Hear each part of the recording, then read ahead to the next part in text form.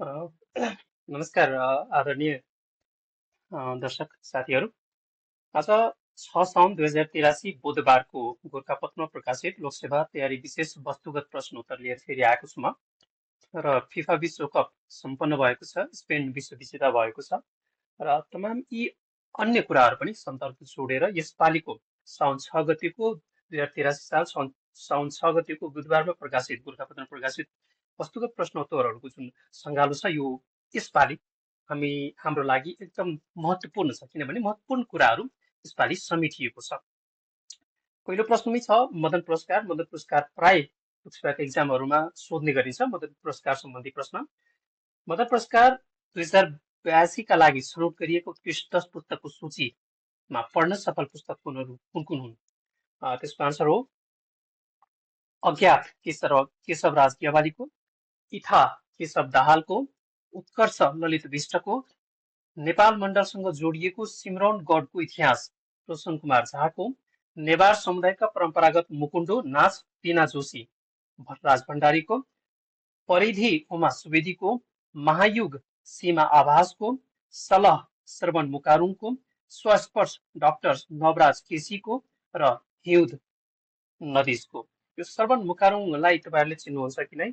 उहाँ राम्रो एकदम सफल र परिचित गीतकार पनि हो, जसले यसपालि सलह लेखेर मदन पुरस्कारको सूचीमा अटाउन सक्नु भएको छ, सफल हुनु भएको छ। मदन पुरस्कार गुठीका अध्यक्ष कुन्दन दीक्षितद्वारा 2083 साउन 4 मा जारी विज्ञप्ति अनुसार गुठीलाई प्राप्त कुल 298 पुस्तक मध्ये यी 10वटा कृति छनौट गरिएको हो।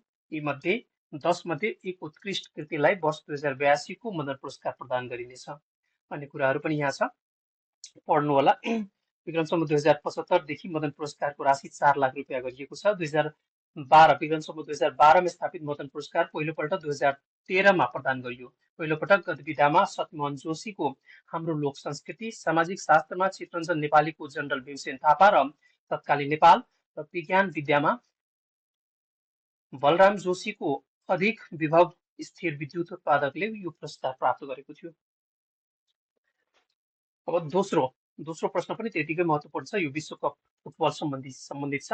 2026 मा अमेरिका, क्यानाडा र मेक्सिकोमा संयुक्त रूपमा आयोजित 23औं फिफा विश्वकप फुटबलको ऐतिहासिक उपाधि सुन्ने राष्ट्र कुन हो? हामी सबैलाई थाहा छ यो स्पेन हो, होइन? यो 23औं फिफा विश्वकप थियो है। यो चाहिँ महत्त्वपूर्ण हुन सक्छ। 2026 मा अमेरिका, क्यानाडा र मेक्सिको गरी 3 राष्ट्रले संयुक्त रूपमा, नर्थ अमेरिकाको 3 राष्ट्र संयुक्त रूपमा आयोजना गरेको थियो। विश्वकप फुटबल 2026 प्रमुख नतिजा एवं तथ्याङ्क सम्बन्धी अत्यावधिक विवरणहरू पनि यहाँ राखिएको छ। विजेता स्पेन हो, दोस्रो पटक विश्वकपको उपाधि जितेको।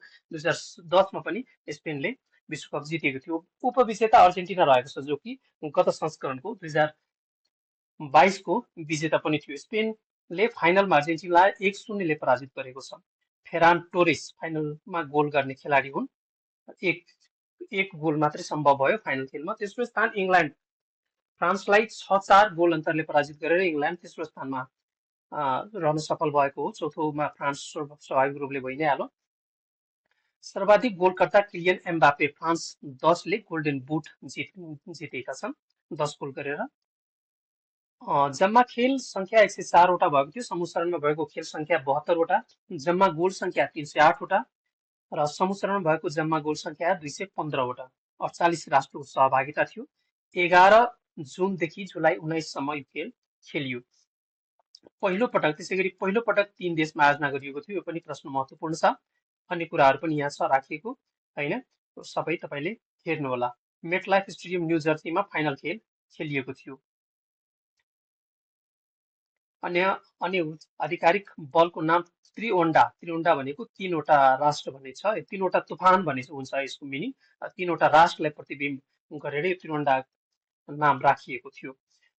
पुरस्कार रकम 5 करोड अमेरिकी डलर विजेतालाई, उपविजेतालाई 3 करोड 30 लाख अमेरिकी डलर, तेस्रो स्थानका लागि 2 करोड 90 लाख अमेरिकी डलर र चौथो स्थानका लागि 2 करोड 70 लाख अमेरिकी डलर। यो विजेतालाई प्राप्त 5 करोड अमेरिकी डलर बराबर भनेको करिब 7 अर्ब 50 करोड नेपाली रुपियाँ हुँदो रहेछ। विश्वकप फुटबलमा हालसम्मका विजेताहरूको पनि यहाँ, विजेता टोलीहरूको पनि यहाँ तथ्याङ्क छ, हेर्नुहोला। तेस्रो नम्बरको प्रश्न छ प्रधानमन्त्री कार्य सम्पादन इकाइको स्थापना तथा सञ्चालन कहिलेदेखि भएको? विक्रम सम्वत 2083 साउन 3 गतेबाट यो स्थापना भएर कार्यान्वयनमा आएको। अनि कुराहरू पनि छ, यहाँ पज गरेर तपाईँहरू हेर्न सक्नुहुनेछ। अन्तर्राष्ट्रिय क्रिकेट परिषद सन् 2026 जुलाईमा 111औं सदस्य मुलुकका रूपमा कुन राष्ट्रलाई अनुमोदन गरेको हो? यो मोरिसस हो यसको आन्सर, मोरिसस है। मोरिसस 111औं राष्ट्रको रूपमा आइसिसी क्रिकेटमा समाहित भएको छ। भारत पहिलो पटक हाइड्रोजन इन्धनबाट चल्ने रेलको उद्घाटन अस्ति भर्खर गरेको छ, जुलाई 17 सन् 2026 जुलाई 17 है। जिन्द र सोनीपत मार्गमा यो गरेको। भारतीय प्रधानमन्त्री नरेन्द्र मोदीले जुलाई 17 मा हरियाणाको जिन्द रेलवे स्टेसनबाट यसको उद्घाटन गरेको हो। यस प्रविधिको सफल सञ्चालनसँगै भारत, जर्मनी, चीन, जापान र अमेरिका जस्तो हाइड्रोजन रेल चलाउने सीमित राष्ट्रको सूचीमा थपिन पुगेको छ हैन। योभन्दा पहिला जर्मनी, चीन, जापान र अमेरिका यस सूचीमा थियो। हालै पोखरामा सम्पन्न नेपाल भारत ऊर्जा सचिव स्तरीय संयुक्त निर्देशक समितिको 13औं बैठकद्वारा नेपालबाट भारततर्फ विद्युत निर्यात क्षमता बढाएर कति मेगावाट पुर्याउने निर्णय भएको छ भने 1650 मेगावाट। यो पनि महत्त्वपूर्ण छ। 7 नम्बरको प्रश्न छ नेपाली राजनीतिज्ञ अर्को चुनावको मात्र चिन्ता गरिरहन्छन् तर देशमा अर्को पुस्ताको चिन्ता गर्ने राजनेता चाहिएको छ भन्ने भनाइ कसको हो? हामीलाई सबैलाई यो कुरा ज्ञात हुनुपर्छ। गणेशमान सिंह, जसलाई लौह पुरुष, iron man of the Nepali politics पनि भनिन्छ, गणेशमान सिंह उहाँले भन्नुभएको कुरो हो यो। विश्व युवा दक्षता दिवस कहिले मनाइन्छ? जुलाई 15 मा विश्व युवा दक्षता दिवस हामी मनाउँछौँ। 14 डिसेम्बरमा घोषणा भएको संयुक्त राष्ट्र सङ्घको महासभाद्वारा सन् 2014 डिसेम्बरमा घोषणा भई 15 देखि मनाउन सुरु गरिएको हो। 26 मा यसको नारा उद्देश्य, यसको नारा भनेको साझा भविष्यका लागि सिप हो भने उद्देश्य भनेको युवामा सिप विकास, मर्यादित रोजगारी, उद्यमशीलता र आर्थिक सशक्तिकरण प्रवर्धन गर्ने। नेपाल सरकार मन्त्री परिषदको विक्रम सम्वत 2083 असार 24 को निर्णय अनुसार नेपालको 30औं मुख्य सचिवमा को नियुक्त भए त गोविन्द बहादुर कार्की हालका हाम्रा मुख्य सचिव हुन्। बागमती प्रदेशलाई सहयोगापेक्षी सडक आश्रित मानव मुक्त घोषणा कहिले गरिएको? विक्रम सम्वत 2083 असार 26 मा। एसियाली विकास बैंक एडिबीद्वारा सन् 2026 जुलाईमा सार्वजनिक प्रतिवेदन अनुसार आर्थिक वर्ष 2082-83 मा नेपालको आर्थिक वृद्धि दर कति कायम हुने अनुमान गरिएको छ? 3.9%। 12औं प्रश्न छ नेपालको सामाजिक, राजनीतिक, सांस्कृतिक तथा पर्यटन क्षेत्रको प्रवर्धनमा उल्लेखनीय योगदान पुर्याए बापत अन्तर्राष्ट्रिय संस्था वर्ल्ड बुक अफ रेकर्ड लन्डनबाट सर्टिफिकेट अफ एक्सलेन्स प्राप्त गर्न सफल नेपाली फोटो पत्रकार को हुन्? प्रदीप राज भन्त 2026 सन् 2026 मेमा उनले यो पुरस्कार प्राप्त गरेका हुन्।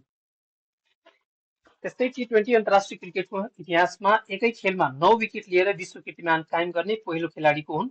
लाउरा कार्डोसो, ब्राजिलकी महिला क्रिकेटर हुन् उनी। 21 वर्षीय लाउरा कार्डोसोले लेसोथो विरुद्धको खेलमा 9 विकेट लिँदै T20 अन्तर्राष्ट्रिय पुरुष र महिला दुवैतर्फ 9 विकेट लिने विश्वको पहिलो बलर बनेकी हुन्। र यो आजको यो जानकारी लोकसेवा सम्बन्धी विषयगत वस्तुगत प्रश्नोत्तर को प्रस्तुतकर्ता हुनुहुन्थ्यो टङ्क केसी सर। उहाँलाई आभार प्रकट गर्दै, धन्यवाद प्रकट गर्दै आजको लागि म बिदा चाहन्छु। धन्यवाद।